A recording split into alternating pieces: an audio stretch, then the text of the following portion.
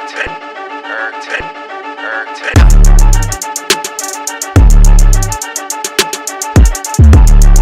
good, my doggy? What up? Yo, what it do, YouTube? We back with another episode of Borderline Takes. This is officially episode 2.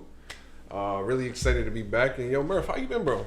Just been chilling, just grinding out at work. Most def. Off of school for 2 months, so kind of enjoying the 40-hour paycheck weeks. Yeah, you can't complain, you know. It's gonna be nice. You got some nice plans coming up for the holidays or anything?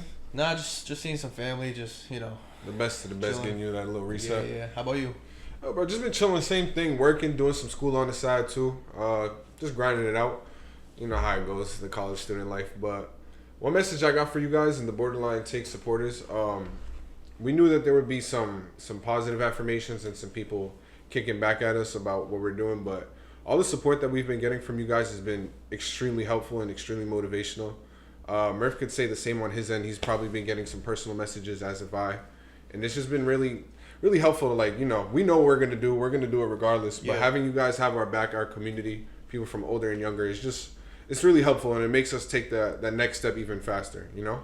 Yeah, it makes us, like, want to continue to do this. 100%. Like people that we grew up with, went to high school with, like, just reaching out to us and letting us know, like, they think it's pretty cool what we're doing. For sure. Like, just getting over, I think it's mainly like also getting over the hump of, like, caring what other people might think. If you're posting it like, oh, it's corny, you're doing this corny. Nah, to us it's not though. Yeah, like, bro. we actually we enjoy this. We want to keep doing this. Build on it, build the channel. So just getting all that positive feedback for sure helped us. He could talk about it too, just as much as me, bro. But like, bro, today is just a random day in the middle of the week. But all week, I've been thinking like, yo, we recorded today. Like, I'm mad hype, make sure I look good. Like, I'm just positive throughout the whole day. So this is like, I definitely feel like I'm doing the right thing when I'm making these. Yeah, for sure. And like I said, your guys' support just makes it 10 times better and way more. Like, looking forward to see how you guys react. Looking forward to see, you know, just to spread how we feel about sports on the internet. You know. Yeah. So, kick us off, my boy. All right, so we're gonna first start off talking about Jake Paul and Mike Tyson.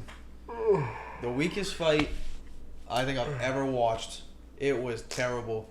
The judges, the main event, streaming it on Netflix, all of the above. That card from top to bottom was dog shit. It was the worst 4 hours I think I've ever spent trying to stream a fight.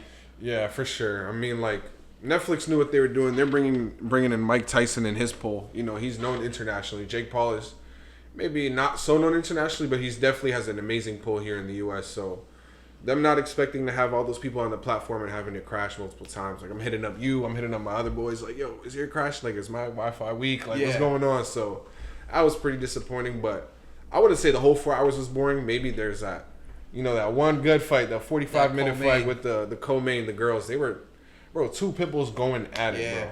Dogs. And, like, me and Murph talked about it a little bit. There's a little bit of controversy going on. How do you... What's your opinion on the controversy, Serrano won boy? that fight 100%. There is no question asked. She got ripped off. Yeah, bro. She, not only did she throw 110 more punches throughout the fight, she got headbutted multiple times. Gruesome. Nasty. Sliced open her whole eyebrow. Nasty work. The skin eventually fell off. Like, you could... It was disgusting. Yeah, bro. They kept having to patch it up, and it just kept opening. I mean, as a fighter, if you see a cut like that, why not go for that? You know, why not target that area? But I mean, it comes with the sport. You gotta attack it. You know. But it's just like one of those things. Like, it shouldn't have happened. Yeah. And she got that point deducted, but the judges still fucked that up. Yeah, they did. 100%. That should have, like, set it in stone that Katie Taylor lost that fight. Bro, even after they deducted the point, I thought that was the icing on the cake. Yeah. Like, you're mentioning the 110 extra punches thrown that landed, and then they cut off the point, and I'm like, all right, like, she got it in the bag, but apparently not. I thought it was really strange. One thing I could give Katie Taylor, like, on her benefit of the doubt is, like, they have two different stances. So it is a kind of, like, it does tend to happen. Southpaw and righty. But she does have a history of, you know, bumping heads with people, so. And this is the second time that Serrano got robbed. Yeah. So it's not a good look. It's not. And I think the feedback that Netflix is starting to get, like, I really don't know if they might get another shot at streaming something like this. This was one of the biggest events probably this year. Just the lead up of it. The marketing was insane. The marketing, Then the fight gets delayed. Yeah. It gets pushed back to November. Yeah. November comes, fight day comes. They have to expect numbers, and their servers couldn't handle it. Yeah. So it's very disappointing. Moving on from the Serrano fight, like just breaking down the Tyson fight, like crazy work. Seeing how Tyson came out, I thought it was gonna be kind of a dog fight. Mm-hmm. You know, he came out throwing punches. Yep. And then the second round hits, and he's just standing there. Yeah, bro. I just think almost a 60-year-old man shouldn't be fighting a guy in his prime at 27. Like, Paul isn't the best boxer of all time, but he's been boxing for a while, so he has the cardio. He knows at least the technical aspect of it. So I thought it was a little unfair. It did look slightly scripted. I don't know how you felt about it. Yeah. And Mike's legs were kind of gone. Like, after the third round, he couldn't really. He was kind of standing there waiting for Jake to initiate. I thought it was a little controversial. It was weird. Like, they marketed the shit out of that. I ain't gonna lie. Like, at first when I heard about the fight, I'm like, I'm not watching that. I already know how it's gonna go. But as it's coming up, I'm like, I might want to tune in. Like, they're doing little, you know how the UFC has like mini movies for fights? Yeah. They made that. Yeah, they're dropping mini movies. I'm like, okay, I gotta tune in. So I can't lie, their marketing scheme was amazing, but the fight at all just fell through. It wasn't really worth my time. The marketing for me was the Mike Tyson videos on Instagram and it looked like he was back. Like in prime Mike Tyson. That's how he made it seem on the internet. And obviously, you know, everything on the internet, you can't believe everything. Obviously, it's a whole fake life on the internet. As we saw for another time, but I don't know. It was just very disappointing. It was a money grab for both parties. Yeah. Tyson's trying to get another money grab against Logan Paul because he called him out. I mean, Tyson's just at a point of his career. Like, he probably wasn't getting paid the way he should have at that time in his career. Like, he's going to be known for a long time. Yeah. You know, so, like, he probably wasn't getting paid the way he should have, so he's coming back for what he deserves. Yeah. I think that's kind of weird. How much did they get paid, you know? Paul got paid $40 million. Tyson got paid $20 million. So, the biggest thing, like, the biggest draw for me was, like, watching it, like, after the first round, like, watching Tyson. He's getting paid $2.5 million per round. Yeah. So he's standing there just trying to like stay alive. Yeah. But Paul also came out and said like he saw how he was starting to fight and he didn't want to like go after him crazy. Yeah, like you said, there's no need to hurt him for real. That's kind of like admitting to the world that like we're just doing this for the bread. Yeah, I mean you can kind of tell, you know. Yeah. Like once Mike's legs went gone, like. Jake Paul's an athlete. He could have gone on top of him, got rid of that fight in at least a round. But Mike would have put up a fight. But I think Jake could have taken advantage. He didn't. I think Jake's kind of a fluke, though. I'm not gonna lie. 100%. His only loss is to somebody his actual age and somebody who's an actual real boxer. So like maybe, like is he really legit or is he just knowing how to? What? 2 retired UFC fighters. Now a 57-year-old, 57 or 58, doesn't really matter. Same thing. Yeah, like he's not fighting. Everybody in his prime, he's ducking. He's doing it for the marketing. I don't blame the guy. Like he's getting his money. He's getting his shares. I mean, his transition from like YouTube, whatever platform. He might have been on Vine before. I don't remember. And Disney. Yeah, so like they've been around the cameras. They've been around the lights, so they kind of know how to market things around. But I think he won't fight nobody like Tommy Fury or nobody his skill again. Yeah. His team's not gonna let him go down that route again. Just the money he's bringing in, like he's the guy backing on, like he's behind the scenes, pretty much setting. He's like a Dana White. Yeah. Not to that extent, but like in a way, he's the one setting it up with like these platforms, like the celebrity boxing world. He's kind of taking over for sure. So moving on from that shit show. How about Tyson showing his ass cheeks on live? Huh? That was crazy. It's like when you're in your girl's house and you're real comfortable, you know, walking around getting some food in the morning. Your drawers. It's nuts. Moving on from walking around in your drawers, having your ass cheeks hanging out. From fake fighting to real fighting. It's all right, crazy. now we're getting into We're moving into UFC 309, which just happened this past Saturday. That was a card that was a nice card. It was bro. It was nice to see, and especially were they a day separated or 2 days? They were a day. Friday was Tyson's. Yeah. Then we rebounded. Got back on our feet. And then we got UFC NFL Sunday the next day, but we're not gonna talk about that yet. That's for later. Yeah, that's for later. But so UFC 309, we both watched it. We both got some mixed opinions on some fights. Yeah, you know my bias stats on the Brazilian fighters. We're gonna start off with the Chandler and the Charles fight. Do Bruins. I don't know. I thought for the most part it was gonna go to Charles. Mm-hmm. I just felt like as a fan watching it, I wish that Charles would have stood up with Chandler in the last round. Yeah. Chandler was losing the whole fight. Got some momentum from the fourth round, ended the fourth round into the fifth. Yeah. Then was connecting on all his punches. And then out of nowhere, boom, he lands, stuns Charles. Yeah.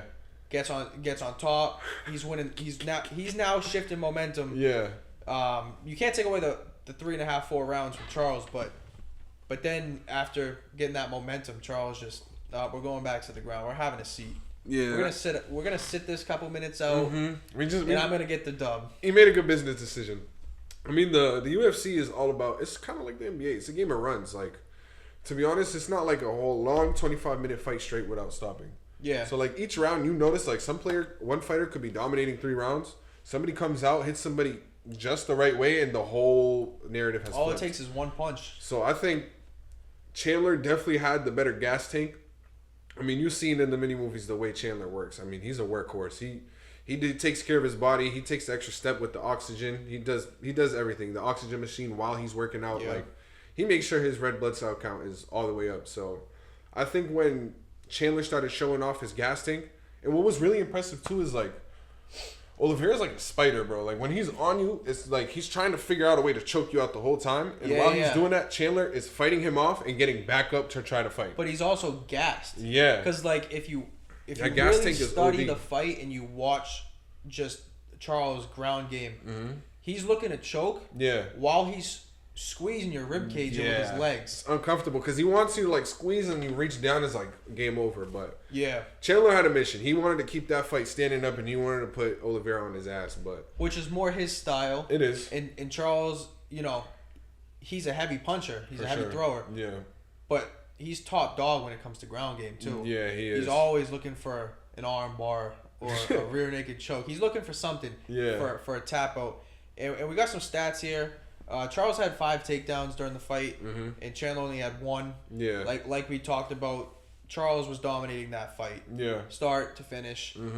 Charles threw 88 significant strikes to Chandler's 84. Yep. That was pretty close. That's more of Chandler's style of fighting. Like he wants to be on like that Dustin Poirier fight. Let's go. Yeah. Center of the octagon. Let's just throw. Dustin Poirier is also must-watch TV. And you know. In my opinion, it was an impressive gas tank from Michael Chandler. Just 1,000%. dealing with 5 takedowns, just being on the ground for so long. I mean, I think there was 2 rounds he had Charles behind him. Yeah.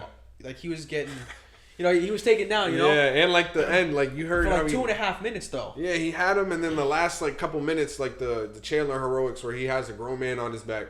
He's like, well, the fight's over. Let me just do what I can do. Stands up, boom, drops back. He's like, you know what? Nothing Then he happened. starts laughing about it. Yeah.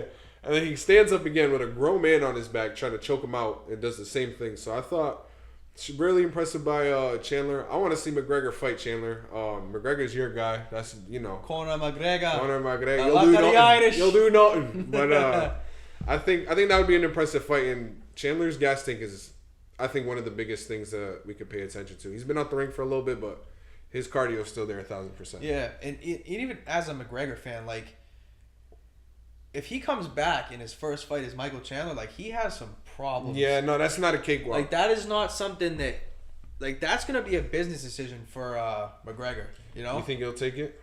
I don't know. I mean, if the money's good, I think he'll take it. If you're McGregor, would you take it? Because McGregor doesn't have that type of gas tank, but he has the skill to knock him out. That's tough. Yeah. That's tough. I think I'd take it, though. Money's right, you'll take it? Money's right, I'll take it. But he is living that lifestyle now. It's like he's living a billionaire's lifestyle. Bro, every time I see him, he's out partying. He's got a fancy Lambo suit yacht. on.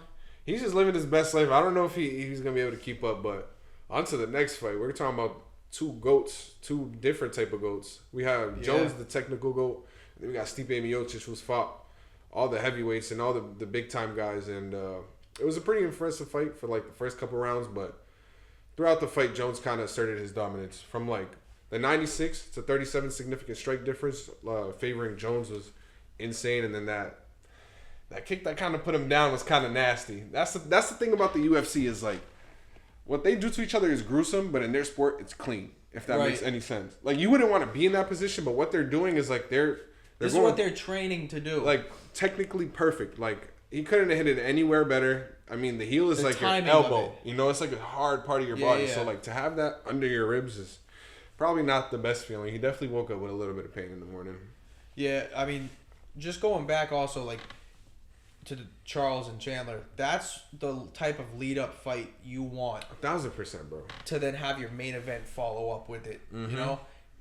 Whereas like you had that Serrano Katie Taylor fight, and then you go uphill, damn, two dogs just fought, and then boom, like it's just like a fall off. This is like, that was must see. Dana White is for sure like brilliant. Marketing genius. Brilliant. He knows how to pay his players, his fighters. He knows how to get everybody else involved. He has, other than the United States involved, I mean, he has fighters from Dagestan, Italy, France, the UK, like people coming from there, and then he also has fights. Yeah, and then he also has fights like outside of the U.S. So his international scheme is definitely working out. Like that's him and Paul are on like same ideas, but two different stratospheres when it comes to marketing for sure. But we are also moving into a time now with the UFC. Like some of our goats they're gonna be retiring in the next couple of years. Stipe, yeah, bro. He said he's done. So I mean that was his last real run. That was his last real shot at getting that belt. Yeah. John Jones is pound for pound best. Probably he's the GOAT. Yeah, he's the GOAT. And he just proved it again. To do different weight divisions, to be a champion in multiple, it's just and for he's just so technical, does, bro. Like he never like his game is like. You know how I compare John Jones to other people, like other human beings walking around? It's like there's a Shih Tzu and there's a German Shepherd. Yeah, they're both dogs, but two different type of fucking dogs. Yeah, for sure. And when Jones gets in the ring with people, it's like you can see the dominance. You know, like just going back to that strike count, he had weight like almost triple the amount that Stipe had. And how many rounds was that fight? 3, 4? That was 5. 5 rounds? It went all the way to 5? When was the KO? I think it ended like maybe in the third or fourth. I think third. But like for him to have 97 significant strikes and have almost triple the amount is insane. But going back to Stipe retiring, I mean, definitely one of the heavyweight GOATs. I mean, he's fought many title defenses. He has the record for most title defenses against people like DC, Ngannou, and Alex the Overeem. You remember how he used to be juiced? Yeah. I mean, back then, the UFC's cleaned it up a lot, but back then they used to do like a smell test, bro. Like, all right, you don't got no steroids on you. Like, bro, they had so many people out there looking insane. Like, insane. Well, that's part of, you know, the sport, and it's getting better. You know, like we talked about it last episode. It's only been televised, really popping for 20 years. So they've cleaned it up really quick. Yeah, for sure. The turnaround, like, now is $1 billion company. Yeah, bro. And it's only going to grow bigger. Just based off that international stage, like, just traveling the world and seeing how the world reacts. You know, if you're in Abu Dhabi, those fights come on for us in the middle of the day, and we're tuning in. Like, that's still must see. Bro, remember last time? What fight was it? Hamza? I'm texting you at like 3 p.m. I'm at work. I'm coming off a ball session checking it out, bro. And I'm watching the fight. I'm on top of a ladder, have my phone propped up. I'm at work. I'm like doing the electrical work. I'm like, what are we doing here? Yeah, for sure. But it was a must see.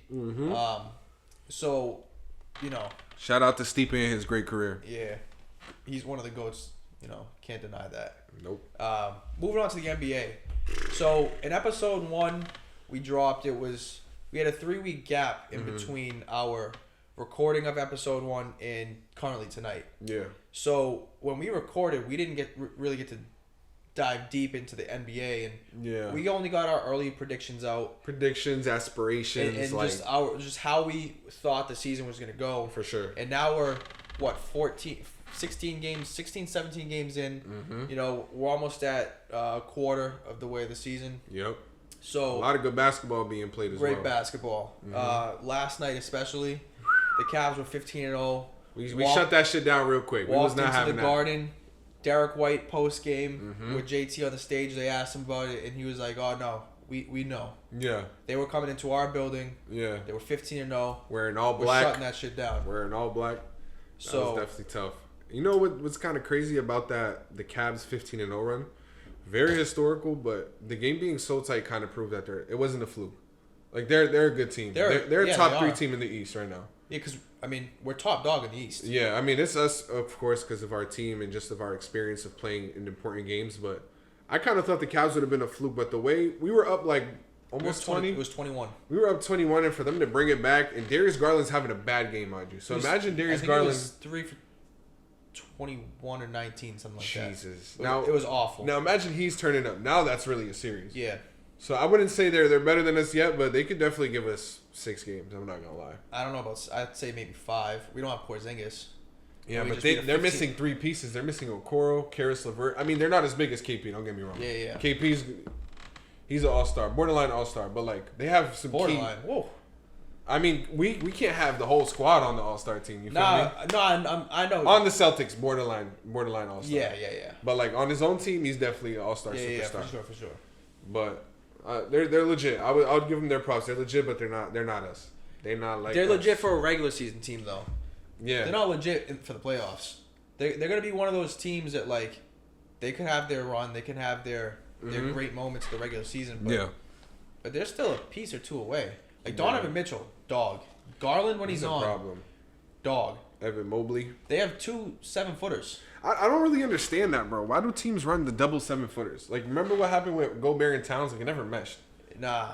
It's like they're trying to do like the running back committee that NFL does, 2 big time running backs. Like, it kind of works in the NFL, but it doesn't work. But everyone needs their touches. Everybody needs their touches, and everybody has to shoot. Like, if you can't shoot, that's amazing. Jared Allen can't shoot. He can't. Maybe a little mini Mobley can shoot a little bit. He can hit open. Yeah. I don't think he could create his own three. But he's not just gonna pull. No, but he can hit. But I don't really feel the double centers that the league is running. I kind of prefer the small ball. That's the way the game is changing towards. It's more favored towards it. But you know, how about the West, bro? Would you be expecting the Warriors to be where they're at right now? I had no expectation for the Warriors. I'm not gonna lie. And yet again, Steph Curry is proving everybody wrong. Steph and Dre just know what they're doing. Man. Got rid of Klay Thompson, let him walk. Mm-hmm. Get Buddy Hield, who's playing out of this world right now. 6 Man of the Year contender, man. I don't know. And to sit, currently they're sitting a half game back from first. Mm-hmm. Who's that first? OKC. Okay. But they're also without Chet.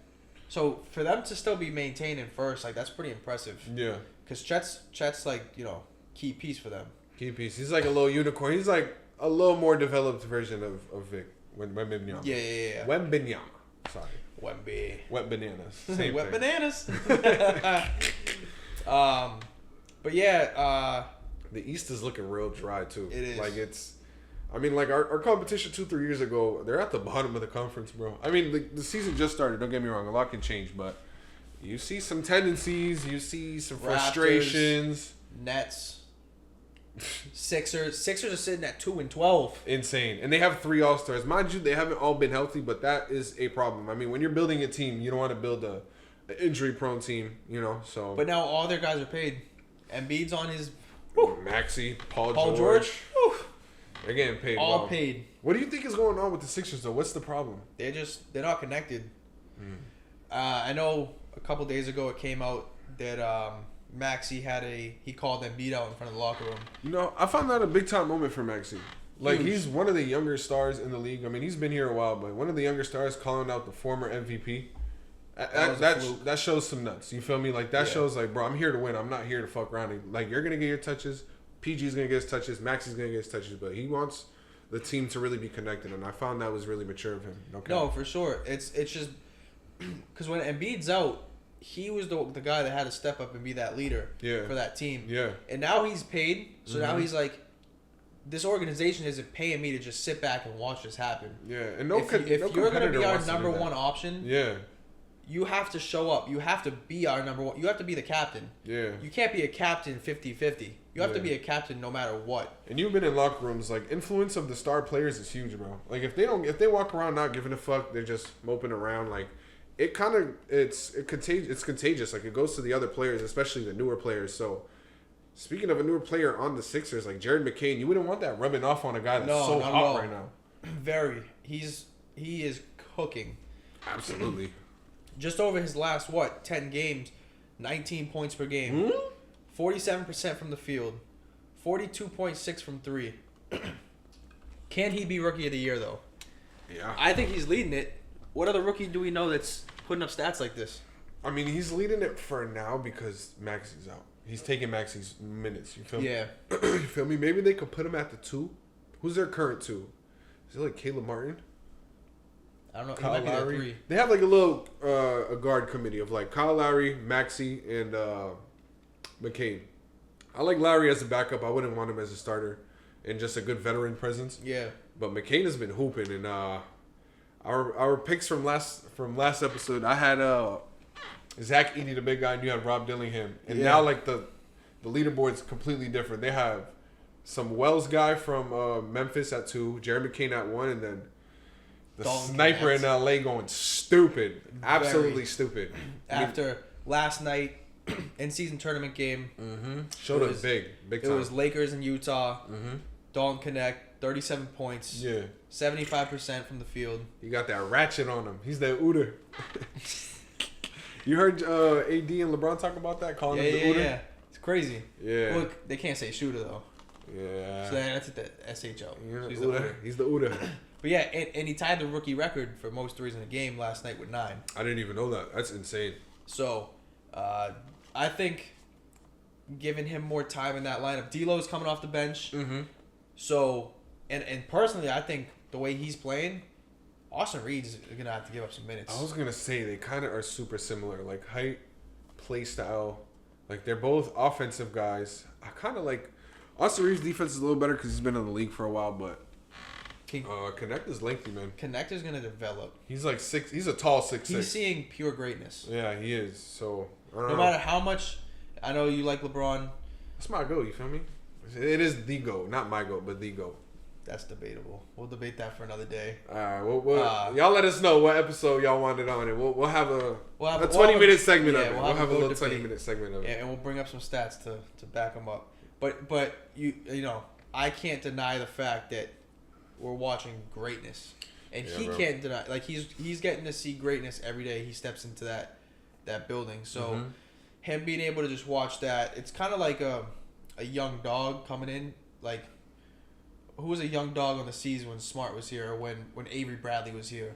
Smart, Yeah, learned from Smart Avery learned from Bradley. Avery Bradley and Rondo, no cap. Yeah. So it's like that, like just getting the system down, learning the tendencies, And learning all the right habits, bro. And like like- LeBron is definitely a guy full of great yeah, habits. How you maintain your body throughout the course of an 82 game season Yeah. plus the playoffs. And the postseason. Yeah. Like, after you're done with this season, how are you going to take care of your body? I mean, I feel like a lot of younger guys wouldn't do it, but they did. Yeah, so just talking about history, we were just talking about Dalton Connect. James Harden just became the second greatest shooter of all time, stats-wise. He's now second on the list behind the greatest shooter of all time in Steph Curry. Who did he just pass? Ray Allen. Okay. That's tough. That's hard. All right. Well, now I got a little question, even though I kind of knew the answer to the question I just asked you. So we got Curry at 1 1 all-time threes. Yeah, James he's at 2, who he just passed. He just passed Ray at 3. Who's 4 and 5 on the all-time three-pointers made list?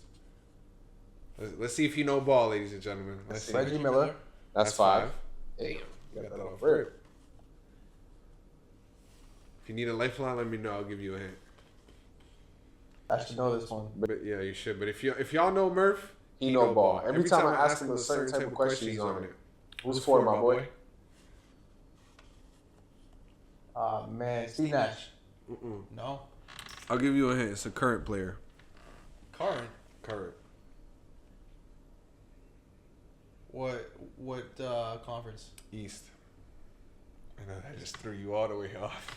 What? Eastern Conference. It's not Dame. It is. Is Dame? Dame's He's sitting at 4? Dame is sitting at 4. Wow. He- What? He got him up. He got him up in Portland. That's for sure. I mean, he didn't have nobody to pass to, so That's nuts. he had CJ for a little bit, but it was mostly the Dame show. Dame show. It's Dame time, ladies and Dame time. gentlemen. It's not Dame time in Milwaukee anymore. I'll tell you that. Milwaukee's falling off the map. Yeah, bro. Milwaukee just didn't seem like they meshed well overall. Like, it didn't seem like we thought that high pick and roll because Dame can shoot, Giannis can drive and catch lobs. We thought it would happen, but it doesn't seem like their games aren't meshing. So not at all. So last episode we also talked about bigs. yeah, I think we were talking about Anthony Davis, we mentioned Vucevic. Vucevic. we left out The best center in the league. Ooh, Jokic. Oh my god. Not only is he That's averaging insane. a triple-double again this season, the Nuggets sit at 7-5. Okay. Like, it's whatever it is, he's getting his stats. Like a lot of players do. They go out and they get stats. Yeah. They don't win though. Yeah, it's hard for them to translate that into winning nowadays, but Jokic is mad consistent, bro, and his game isn't the flashiest, but he gets the job done. Yeah, Like, it's annoying when you go up against him. It is so annoying. Yeah, your big gets in foul trouble, or everybody's just like swarming him, free assist. It's a tough game to watch. But like, speaking of a triple double machine, Westbrook got his 200 triple double last night. 1-on-1. 1-on-1. So how do you feel about Westbrook? My question is like, we hear about Westbrook, you know, like ever since he went to LA, Clippers, and Lakers, he's gotten a lot of, in my opinion, unnecessary hate. Yeah, for sure. Like, his game was never, I'm the best shooter in the league, I'm gonna be have the highest efficiency, but he's gotten the job done. So how do you feel about the hate that he's been getting? I'm actually like happy for him. 1,000%. For reaching that. Like, just the hate that he's like indulged in like his playing career. He didn't get any of that hate in OKC. Yeah. And then, KD left, now it's him, then he's averaging the triple doubles, he's winning the MVPs. Yeah. Then he goes after OKC's Lakers? The Rockets. Rockets or Washington. I think he went Washington Rockets. You sure? Or Rockets I Washington. think it was Rockets Washington. Alright, Rockets Washington. Yeah, you're right. Yeah, because then he's with James Harden. Yeah. And I think that's kind of where the hate started. It's just tough to have, like, for any star like Westbrook, like, you can just fit on any team, but your style is going to take a toll on everybody His else. play style is also kind of a one-on-one. It Like is. a one-of-one. And one of one, and he's also, like, he's going to outwork whoever he's going against every night. Like, whether you're subbing in as a third string or you're the star of your team, like, he's going to go at you and he's going to test you in every single way possible. And he's going to shit-talk you the whole time. I love that. Yo, he makes it much to watch No TV. matter if he's shooting 10% from the field, he's still shit-talking you the whole time. Yeah, he keeps everybody engaged, from fans to his teammates. I mean, you want that. He's the type of player, like, you love to play with, hate to play against. Yeah, you'll, as a fan, you back him. Yeah. You're rooting for him. Yeah. But I think, like, the Westbrook and just all those unnecessary things, it's like, for what he's done, he hasn't won the chip, but for what he's done, I thought he got a lot of unnecessary hate, especially on the Lakers. Yeah. That team wasn't, just the way it was set up, I felt like it just wasn't set up in a winning manner. I think the Lakers in general just always have the brightest lights on them, and they have the highest expectations and kind of the worst fans, bro. Like, their fans switch up on them. Yeah, bro, the fans switch up on them so fast. And I got a message for all you Westbrook haters. Stop fucking hating and enjoy the greatness, all right? It's only going to last for so long. And then they're going to be like, oh, we missed out on Westbrook. Nah, you made that decision, so. 100%. Speaking of making decisions, how about refs being so quick to tee up players, I but can't stand it. giving Luka that extra nudge? I see Luka so many times up in the ref's face, running He's down the court, crying the whole time. no tech. And then you got players, bro. Last night, Westbrook had a crazy, or I don't know what he did. I saw that. Just looked. Just give the Didn't say person a he word. scored on a look. Didn't say a word. Didn't Tech. do a gesture. Yep. Look back after making the play. It's one of those plays where it's like you're heated, you're in the moment. Yeah, but he But he didn't do anything. He just looked back and they teed him up. It's like, what are we doing here? You're taking away the flow of the game, and you're taking away his flow as well. Like, I feel like everybody has their own flow and they benefit from it, and just teeing him up for that. Tatum's got some questionable tees, like Just yeah. tee. Yeah, It's like, bro, what are we doing? So, wrapping up the NBA talk, we are only like how much percent of the We're season almost are we? a quarter. Almost a quarter done. Quarter into the season. Can you give me like a top 3 for the MVP race if you were to choose? You give your top 3 and I'll give my top 3. I'll put Tatum at 2. Okay. Jokic is up there. I might put Jokic at 3. Okay. Whoa, so is 1. Jokic might be 3. Just that triple-double is crazy. Yeah, it is. Damn, that's tough. Is it kind of a bad take to say AD at 3? Yeah, that's fucking crazy. That's the exact same 3 I have in my head. But I have it a little different. I have Jokic, JT, AD. Because, like, you could say Giannis, but he's sitting at a bad record. And I feel like MVP is, like, how well your team is doing and how well it translates in the win-loss record. And those three players are above 500. They've proven it, and they're also AD's averaging a double-double. JT's just under a double-double, averaging like 28 points, I think. No, it's 30. 30. He might be averaging 30 as Murph, and then as Murph said, and then also AD, and then Jokic is a triple-double machine. Yeah. And they're above 500, so you can't deny all three of those players. I would have said Shea, but I looked at his numbers. They didn't look MVP-ish to me, even though they're sitting at 10-3. They're up there.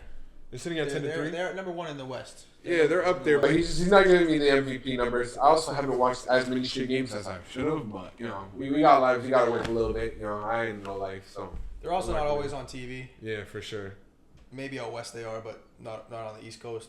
For sure. I mean, you got to wake up early for your job, and then you gonna stay up every day, and then wake up at 4 a.m.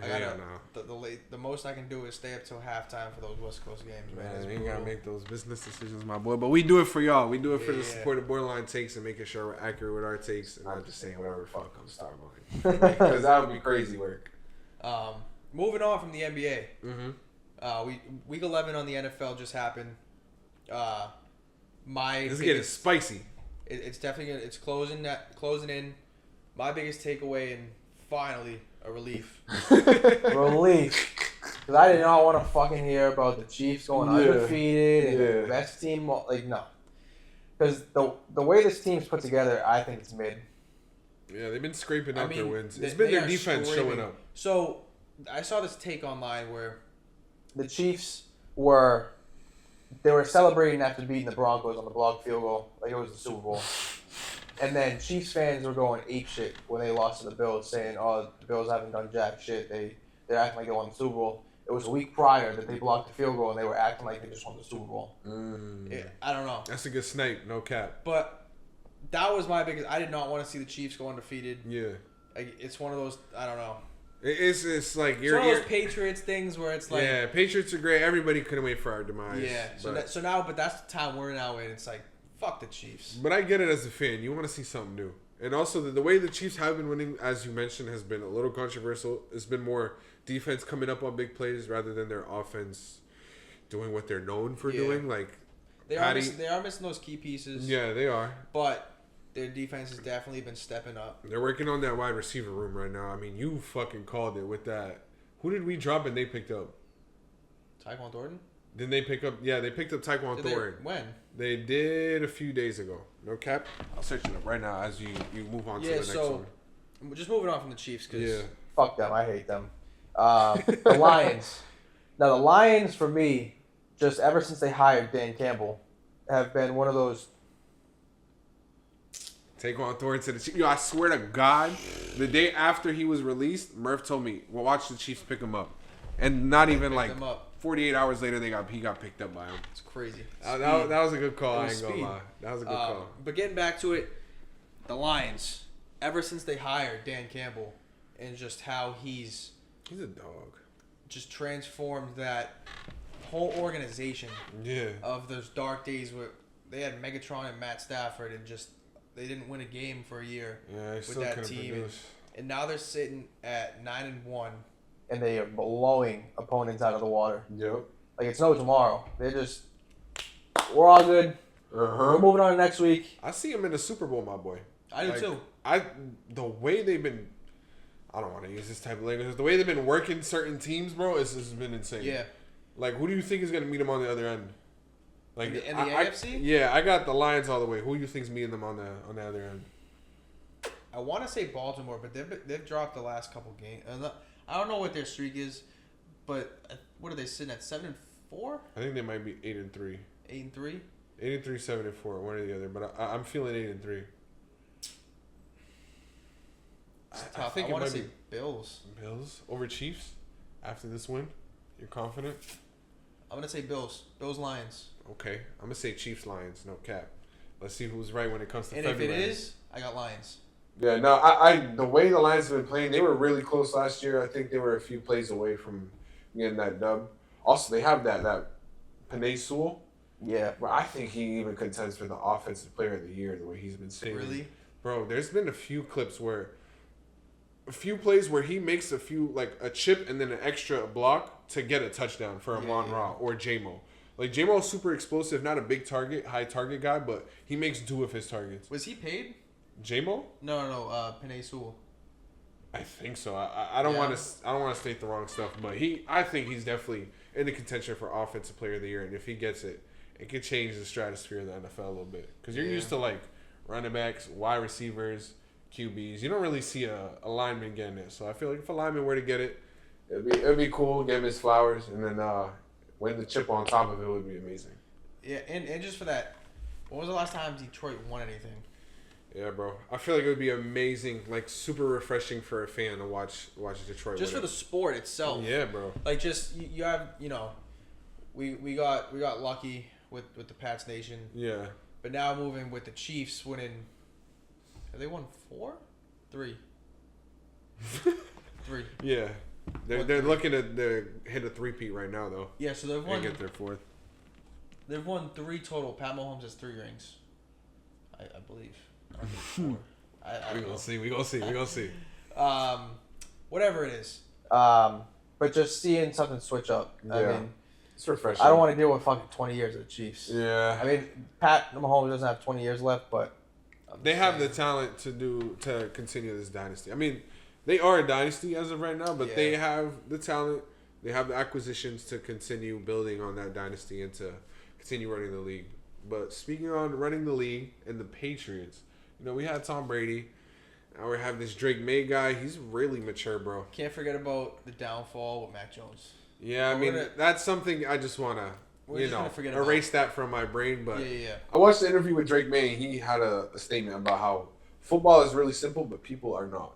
And he's trying to find that balance in the locker room as to just teaching everybody to have fun on the field, bro. And for a rookie to be talking to big dogs like that is insane. He's commanding the attention. He's commanding pretty much greatness. Yeah. From an ungreat team that's put around him. I mean, we have the lowest expectations this year coming into this year. And he said it like that. He knows it. He's the quarterback, and he didn't come out and outright say this, but he knows he's the franchise. Yeah, franchise is on his shoulders right now. But saying they asked him a question in a post game or something through the week about how he went in front of the team and spoke. Yeah.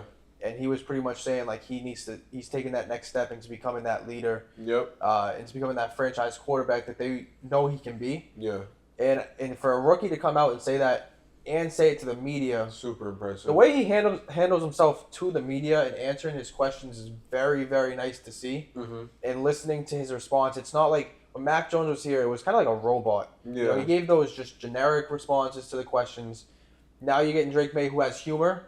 He's joking with the media. Mac Jones is kind of like doing Bill Belichick shit. Like, Bill Belichick is really like, on to Cincinnati, on to the next team. I'm not here to answer your questions. And then Mac Jones kind of like, it felt like he went into the trap. He lost himself in that process. Because the talent he had with him at Alabama, like, he was able to have that fun. Yeah. And then he came here to obviously a much worse team, and a coach that doesn't like to have fun. They didn't start playing music in the Pats practice until Mayo.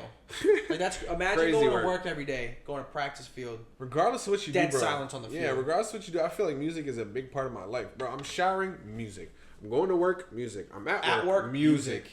Bro, working out, music. Hooping, music. So like to have that stagnant feeling at work, it doesn't allow you to be yourself. It just gives you that positive energy. Yeah, bro. And not having it is just like, it kind of restricts a part of you, to be honest. Yeah. Even if you're playing some whack-ass music, it's still letting whoever wants to listen to that music be themselves. Yeah, for sure. So taking that originality out of it was kind of whack. But, we got rookie quarterbacks busting. Who are you feeling right now? Not even just taking them, but who are you feeling more? Who do you think is the more talented or has the talented future? Drake May or Caleb Williams? I'm going to say Drake May. Yeah, I would agree on you. Just based off of his size, I think just based off of his raw talent. Yep. And I think just based off of his personality. Yeah. I think he's going to, just demand it, the attention, just demand the locker room to follow him. Whereas Caleb Williams, in the past when he was at, USC. Yeah. And he just had these negative things just come out about him. And you didn't really ever hear anything about Drake May. He's quiet, no cap. Quiet, just a stud. Himself Yeah, a little stud. and put the numbers up. Little stud is crazy work. Huh? I said little stud. Crazy Yeah, work. it's crazy because he's 6'5", 220. Yeah, ain't nothing little about Drake May. Pause. No Diddy. No Diddy, my fault. But no, I mean, I think just based off of, he's 6'5", 220. Yeah. The cannon of an arm. Yeah. And his ability to run. And obviously, Caleb has an arm and he can run. But I think just the difference in size of the player is like we see it. Kyler Murray, he's been in the league, 5 years? And he really hasn't done anything. Yeah. But he's kind of entertaining to watch, though. He's smaller. Kinda. He knows how to get out the pocket. But you have Roma Dunze. Yeah. You got... Oh, wait. His weapons are crazy better than Keenan what Drake May has. Drake May is like playing with ramen noodles and making a gourmet meal. Yeah. Whereas Caleb Williams has the gourmet meal and he's kind of dumbing it down to the ramen noodles. Where, he's not even getting a touchdown pass a game. Bro, Keenan Allen, I thought Keenan Allen would have been a huge piece, like a top 10 wide receiver. And they're barely adding him to the offense. Yeah, bro. He's not getting... I think Keenan Allen should be at least getting 9 targets a game, in my opinion. A guy who's been routing it up. He helped Justin Herbert jumpstart his career. Yeah. And he's not... He's not a scrub. He's not a scrub, and his game isn't to be the fastest on the field. His game is to actually help the quarterback in tough situations. He's catching those. He's running those short routes to route up the DB and to get your quarterback an easy throw. And it doesn't seem like Caleb is seeing those. So. And let alone he has DJ Moore. And Cole Kmet. In the running back room. And then you got DeAndre Swift to throw it to. But there's no reason for Caleb Williams to be struggling the way he's been struggling. Yeah. I mean, other than the fact that he's a rookie. But that's normal, though. I would expect the rookie to struggle. You're not expecting this guy to come in and instantly take you to the playoffs. Yeah. Speaking of rookie quarterbacks, Jaden Daniels cooling off a little bit. He had an amazing start, but seems like he's touching earth. But in my opinion, if there's a game for him to bounce back, it's against this hurt Dallas team. 100%. Because their offense isn't going to stay on the field. He's going to have a lot more. The Washington defense isn't the best, but it's matured and it's a veteran defense with Bobby Wagner out there. So I think he'll have the ball, and I think this is the game where he'll pick it back up, get back into, playoff groove as the playoffs are coming around in the next 6-7 weeks. We actually just saw that happen with C.J. Stroud and the Texans. Yeah. Because they're also, at the mid-level right now. They're sitting at 7-4. Injuries are hurting them, though, but they got Nico Collins back. They did. But they got back on track against Dallas. Yep. Dallas, I think, is fully now committed to the tank. Yep. I don't think they have any other choice. Yeah. You just paid your quarterback and CD. Yeah. And your quarterback's gone. So I think you have to commit to the tank. Patriots commit to the tank. Yeah. With Drake, I think, I was talking to my boy Mike. Mm-hmm. He was saying to have a quarterback like Drake May to tank with him, that's so demoralizing. The 4-7 Bengals, they're a really hot team. They got Jamar, they got Joe. Those two have that connection, especially from college. And for them to be only having a 10% playoff contention after the loss of the Chargers is insane. That kind of hurts as an NFL That was a fan. hell of a comeback, though. Hell of a comeback, and that's hell of a team. That's a team you want to watch in the playoffs. Yeah. They're fun. When Jamar Chase is sitting at wide receiver 1, over 1,000 yards, 12 touchdowns, just pay the man, Jamar, bro. He's proven it. He was like, you know what? I'm gonna stop sitting out. I'm gonna shut the fuck up and play my ball, and he's proven it. So I think the Bengals should invest in Jamar. The running back room is okay. They need to invest in another piece. I don't know where. I don't think wide receiver, because him and T are a good balance, in my opinion. I think that's a good 1-2 punch. But you think T stays there? I think T stays. I don't think they tag him. Nah.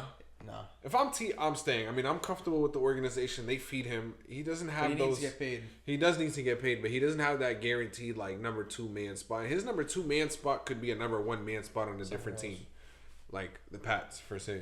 So if I'm him, I'm staying. I'm comfortable where I'm at. Well, if the money's right, who's to say he doesn't want to go be that number 1 option? When it comes to money, you got to provide for your family, friends, and all that. So I think when it comes to money, I agree with you on that point. Also speaking about money, who's the other guy on the Bengals they haven't paid yet? Jamar Chase. Yeah. He needs to get paid. Man whatever he wide wants. Receiver 1, you better pay the wide receiver 1. Yeah. And he's proved it this season. But when it comes to proving stuff, will Lamar get that MVP again? Or after that big W, will Jay Allen stamp his ticket in again as MVP? That's I don't know. We're gonna have to watch and find out. The stats lean more towards Lamar, like the 25 touchdowns. He has more touchdowns passed. He has less in-zone thrown. He has more passing yards. Jay Allen kind of leads him in the rushing room when it comes to the rushing touchdowns and stuff, but just not yards. Yeah, one thing I've heard about Josh Allen is like, yeah, his team has lost to the Chiefs, but Josh Allen himself has never lost to the Chiefs. Like he plays his heart out, right? You know, and especially after that game, like it's mostly his team that kind of lets him down. So I think if he can continue off of this game with that motivator of like, hey, I just beat the Chiefs, who can we not beat? After not having Stephon Diggs this year, Gabe Davis. They're working with Amari Cooper with one wrist. And who else do they have? Keon Coleman, who was out last week. Like, if he could keep it up and keep that rushing game going, I think he could give Lamar a run for his money on the MVP. Yeah, for sure. Like, a few weeks ago, it was clear-cut Lamar. Like, nobody was behind him. But after this big stamp on Josh Allen, I think. They both got to just continue to win. Yeah, they got to... Yeah, perfect. No bullshit. Like if one team, like... I hate it when a person wins that MVP on a suck-ass team. Yeah, bro. It's like, sorry as fuck. I ain't gonna lie. Like, you have to just... You have to win. 100%. So, I mean, we've seen Lamar 2-time, right? Yeah. 2-time. Win 2 MVPs, but he still hasn't won it. Like, this is... Like, we talked about this last time. Mm-hmm. This is probably his biggest season to prove himself. 100%. Got the 2 MVPs. Mm-hmm. He's paid. Now you have to go win. He's done everything but win in the postseason, bro. Like, he's done it all in the regular season. He's shown his legs. He's shown that he's a better passer this season. He's doing actually amazing this season. Almost at 3K passing. He has 1,000 rushing yards. Like, he's proven his game. He just got to prove it in the playoff room against higher skilled teams or teams at his level like the Chiefs or the Bills. So they got to work on that. Yeah. But switching gears a little bit, we're gonna move on to Murph's strong suit. A suit I'm still working on. You know, I'm trying to gain my knowledge a little bit. It's the MLB off season. Dodgers coming off a big championship. Murph, what do you got for me, bro? I don't know. I really don't know how I feel. I don't know where I stand with that Dodgers championship. You know, Ohtani gets paid that $500 million, but it's deferred over like 20 plus years. Yeah. So he's getting like maybe $1 million, call it, say $1 million every year. The rest of his money he's gonna get paid when he retires. He also has his little sponsorships on the side. The thing that I think was impressive for the Dodgers was like they were short staffed on pitching. So I mean, Kershaw is Kershaw. He's 40. He didn't pitch. Yeah. I mean, Walker Buehler put up a show. Yeah. I'm trying to think of their other starters. Who closed it for them? Walker Buehler, I think, closed the... Yeah, Walker Buehler got the final out of the World Series. And I sound like a bot, ladies and gentlemen. Who's the guy that won their MVP? Freddie Freeman? Yeah, Freddie Freeman. Yeah, I've never heard of Freddie Freeman day in my life, but just That's watching crazy. him in that series, I'll remember his name. He was coming off a hurt ankle. Hurt ankle, he's like limping around the field when he's running around, but that's a dog, bro. He put his heart out on the line for that championship for sure. So it was definitely well earned. It's a redeeming. I don't know the word maybe you describe it in, but it'd be like the Lakers winning a championship now compared to the bubble. Yeah. Whereas like okay, all the haters can't say it was a fake chip. Yeah, real chip. So the Dodgers won in that shortened season, kind of in their own bubble. Yeah. And all the haters went to them. I was one of them. I still fucking hate the Dodgers. I mean, I appreciate the clarity. So now it's one of those things you have to. Okay, this team's good. You have to admit it. Yeah. So for them winning, it's impressive. Will they go back to back? That's the biggest question. It depends on their off season. Mm-hmm. Mookie Betts is signed. Ohtani signed. Freeman signed. There's a couple players coming from Japan that are already linked. They have the Japanese pitcher. Pitcher. Mm-hmm. I forget his name. I'm not even gonna try it. Yeah. And Ohtani, they have that connection, the Japanese connection, and also Juan Soto. It's the biggest fish in the ocean right now. In Biggest the MLB. question out here, huh? He's a free agent. Free agent. So and he's gonna be looking anywhere. He's looking for 600 plus. Coming to Boston, kid. And, Wicked Schmott, huh? We'll give you some good money. Coming to Boston, Juan Soto. I don't know much about you, but I know you got that look. What's that dance he do? The Soto Shuffle? Soto Shuffle in the box. Yeah, that shit was fire. I was seeing the edits on TikTok of it with the Dembo behind it. That shit was fire. Get him in a Red Sox uniform. Bring him to Boston and let him dance in Lawrence. Nah, sure. All the Dominicans out there. Yeah, he'll be sanctioned. He'll be so sanctioned. But as an organization, the Red Sox got to open their pockets. As a fan, sure. I'm sick and tired of watching it. You have to pay players to win. You gave up a generational talent in Mookie Betts for prospects and players that not one of them is left in our system. All the prospects, gone. Just traded the last piece, Verdugo, to the Yankees this past offseason. So that trade, I mean, Shane Bloom, he fucked that one up so hard. Yeah. Got rid of the most loved Red Sox player since Big Papi in a Red Sox uniform. Now is a time for GM and ownership to kind of redeem themselves. Not all the way. We're not going to forget about the past couple of years. Yeah. But start working you in the right gotta direction. start somewhere and start and landing a cat like Juan Soto is huge. But they also need to attack pitching.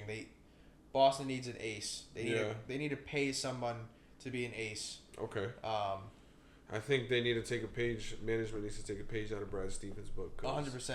The way he was fleecing the NBA for like 2 years straight. Still doing it, yo. And put us in a smooth position, bro, is insane. Like, we have a super team. Damn, like I'm not gonna say we don't, but we damn near we have a super team. All healthy, super team. All healthy, fleeced super team. Like, we went to the thrift store and got a super team. Like, it's kind of crazy. Yeah. But moving on from the MLB, we got the NHL cracking. I mean, we got some spicy news going on in Boston. You know, Bruins, big organization known in the NHL all around Original six. Yeah, all around the sport. But I heard this thing from a Bruins fan saying, "We, the Bruins, are the Cowboys of the NHL." Is that true? Is it not true? Like, what's going on with us, bro? We're firing GMs. I wouldn't go to the extent of saying we're the Cowboys. Ain't nobody want to be linked to them Cowboys. Because we're not America's hockey team. Yeah. Like, the Cowboys are America's football team. Okay. And they haven't won jack shit since God knows when, 30 years. Yeah. I mean, we haven't won jack shit since 2011. But it's more recent than 30 years. We went to the Stanley Cup in 13 and 18. We lost both, but we made it there. Jim Montgomery was just let go. He was just fired from the Bruins. My personal opinion on this is it's time for organizations to start letting people go in the front office first before head coaches. We've seen it too many times in all sports where a team will get rid of their head coach because the team isn't winning. I think it's insane. Even when they are winning, they make stupid decisions. They're blaming the coach for the team's overall performance, and yes, the coach has to have some type of responsibility. Yeah, they can only control so much. He can only control and put players out that the front office brings in. Yeah. And so you work with what the cards you're dealt. We just saw this like 3 years ago with Bruce Cassidy. The younger players didn't like his coaching style. They thought he was too hard. Yeah. And so they got rid of him. And the very next year, he won a championship in Vegas. Yep. And he solidified himself there. Now, moving on, we become the most... I think we broke the record for single season points with 130 something. Can't tell me how. And 65 wins. Okay. So, yeah, 130 points. And then we choke a 3-1 lead. Who was that, Panthers? Panthers. Yeah. I really agree with you on that take of starting from the higher power distance when it comes to making changes. Like, going back to the NBA, Adrian Griffin was cut from the Bucks, and they were above 500. And it didn't seem like it made a change. Now they got Darvin Ham and Doc Rivers, who I love. Doc Rivers won us a championship, but it doesn't seem like he's making the biggest change. They got worse actually from there. Yeah, they did much worse. Yeah, they got worse, and they have players stepping up like Giannis. Torian Prince is balling out his mind, but it doesn't seem like it's meshing, and it seems like the coaches can only control so much, as you said. They're dealt with the cards they're given, and maybe focusing on the higher positions would be much more effective. Yeah, so, I mean, it is going to be interesting to see how the Bruins now jump back on track. They're sitting at like 8-9-3, so they're below 500. I forgot you could draw in the NHL. Okay. No, the 8-9-3, the 3 is overtime loss. So you get for a win you get 2 points. Okay. A loss 0, and an overtime loss 1 point. Type shit. So 8-9-3, you're sitting at, that's 20 games. Yeah. You've won 8. Yeah. So let's see if this firing of Jim Montgomery either helps or if it really fucks the locker room up. We're going to see. We are going to see. I feel like coaches definitely, they do control me so much, but the locker room is the big piece of what they control. Yeah. Like Dan Campbell, we said earlier. All right, just wrapping this up. Really appreciate you guys for following us through this journey. It's been amazing. Me and Murph are going to continuously drop episodes. We're going to work a little faster this time for you guys. And continue showing us love. I mean, it goes, like we said in the beginning, a long way for me and Murph. You got anything to say, Murph? Yeah, no, just the support, like we said at the very beginning of the video, was we heard it. We saw it. And we really do appreciate it. But also, make sure to jump in those comments. If there's anything you want us to talk about, Yeah, for sure. touch upon, even just comment if we had a bad take. Yeah, let Or us just know. We try want to hear it prove us all. wrong. We want to hear it all. You know? We want to grow with you guys. Exactly. So if there's anything, that you want to just say to us or just reach out, Yes, sir. we're on all platforms. Everything will be in the description. Yes, sir. Make sure to follow us on TikTok, Instagram. That's all we got right now. And subscribe to YouTube. You feel me? We're going to be spreading it out on different platforms too. And we will be getting other guests on here, like young entrepreneurs. I'm making stuff happen behind the scenes. So is Murph. And we're going to make this a very versatile space for everybody. So saying that, this is officially episode 2 of Borderline Takes. All right, my boy. Cheers!